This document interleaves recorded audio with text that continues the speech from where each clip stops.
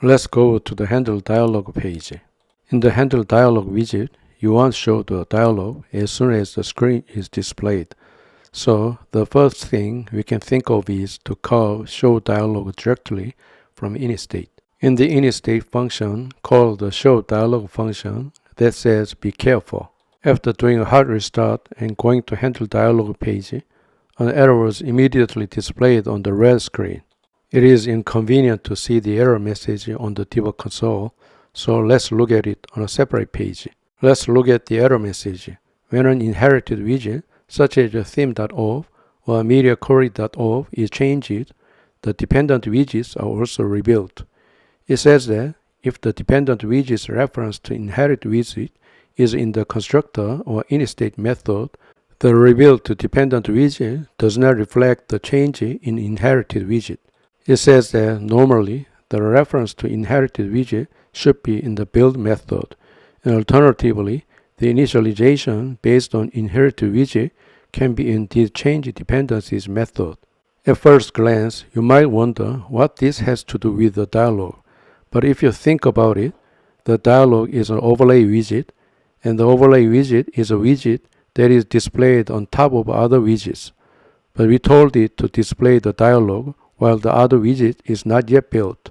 If you look at the implementation of the dialog function, it internally calls the navigator.of function. Let's put the show dialog inside the addProstFrameCallback we saw earlier. Let's hard restart and enter the Handle dialog page. The dialog is displayed and increment works normally. Let's change context.watch to context.read for a moment. Let's run it again after a hard restart.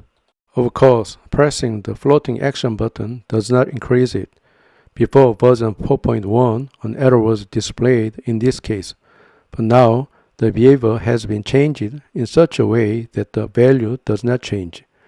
The past error message is shown in the image here. In this case, it still thinks that using read instead of watch is not ideal, but if they know clearly what they are doing, I think it is right to let the user use it at their own risk. Anyway, context.watch matches our purpose, so we'll change it again. What I'm going to do now is make it so when the count becomes 3, it displays a dialog. To do that, we need to check if the value is 3, so we'll read the counter value in the build function, and if it is 3, we call the show dialog function. Let's run it after a hard restart. First, in initState, a dialog is displayed once, and then an error is displayed when the count becomes 3. Let's see the error in a separate screen. If you look here, an error message stating set state or mark needs build called during build appears again. One thing to look closely at here is this overlay widget cannot be marked as needing to build because the framework is already in the process of building widgets. What it means is I've been drawing for a while now, so don't ask me to draw it again. Let's change read to watch here and test it. I did a hard restart and went to the Handle dialog page, and 1, 2, 3 got errors again.